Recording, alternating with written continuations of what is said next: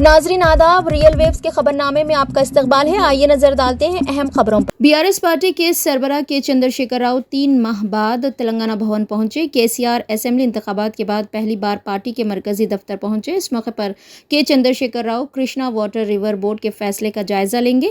محبوب نگر، رنگا ریڈی، کھمم اور نلگنڈا اضلاع کے پارٹی قائدین کے ساتھ جائزہ اجلاس میں شرکت کریں گے۔ اس سلسلے میں پارٹی کارکن بڑی تعداد میں تلنگانہ بھون پہنچے۔ BRS کے ورکنگ صدر KTR، سابق وزیر ہریش راؤ اور کئی اہم قائدین بھی تلنگانہ بھون پہنچ گئے ہیں۔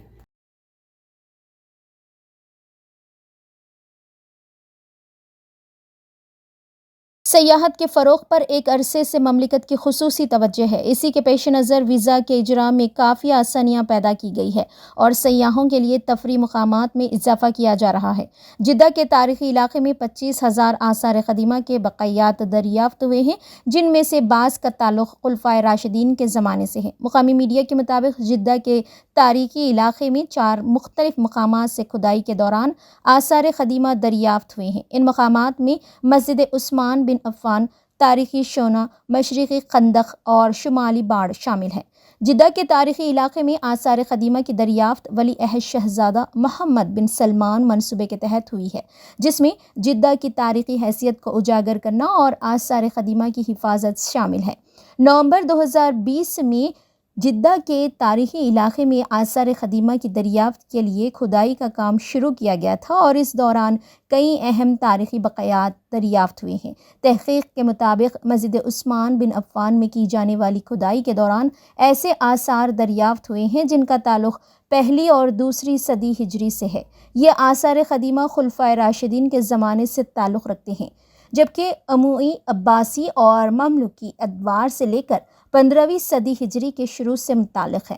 قدیم مسجد کی کھدائی کے دوران ایسے آثار بھی ملے ہیں جن کا تعلق پہلی اور دوسری صدی ہجری سے اور ان آثار کا اصل تعلق جزیرہ سیلان سے ہے، جس کا مطلب ہے کہ جدہ کا تاریخی تعلق دور کے ممالک سے تھا۔ مذکورہ مسجد میں دریافت ہونے والے آثار قدیمہ میں ایسے برتن بھی ملے ہیں جو 16ویں اور 19ویں صدی عیسوی سے ہیں اور یہ اصل میں چین سے لائے گئے ہیں۔ تاریخی الشونا مقام پر کھدائی کے دوران ایسے برتن ملے ہیں جن کا تعلق 16ویں صدی عیسوی سے ہے اور یہ اصل میں یورپ، جاپان اور چین سے لائے گئے تھے۔ باب مکہ علاقے میں کھدائی کے دوران مشرقی خندق دریافت ہوا ہے جس کا تعلق 8ویں صدی عیسوی سے ہے۔ ایسے کتبے بھی ملے ہیں جو جدہ کے تاریخی قبرستان میں ہونے والی دریافت سے ملتے جلتے ہیں اور ان کا تعلق 8ویں اور 9ویں صدی عیسوی سے ہے۔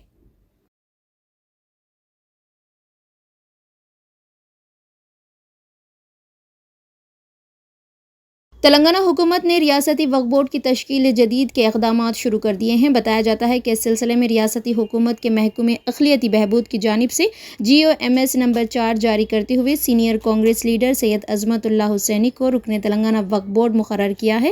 امکان ہے کہ سید عظمت اللہ حسینی تلنگانہ وقف بورڈ کے چیئرمین ہوں گے۔ چیئرمین کے انتخاب کے سلسلے میں 16 فروری کو وقف بورڈ کا اجلاس منعقد ہونے کا امکان ہے، جس میں بورڈ کے دیگر ممبران چیئرمین کا انتخاب کریں گے۔ عظمت اللہ حسینی کا شمار کانگریس کے سینئر لیڈر میں ہوتا ہے۔ وہ کانگریس کی طلبہ تنظیم NSUI سے اپنے سیاسی سفر کا آغاز کیا۔ وہ متحدہ ریاست آندھرا پردیش میں NSUI کے ریاستی صدر رہ چکے ہیں اور یوتھ کانگریس میں بھی کئی اہم عہدوں پر فائز رہے۔ تلنگانہ PCC میں بھی کئی عہدوں پر فائز رہے ہیں۔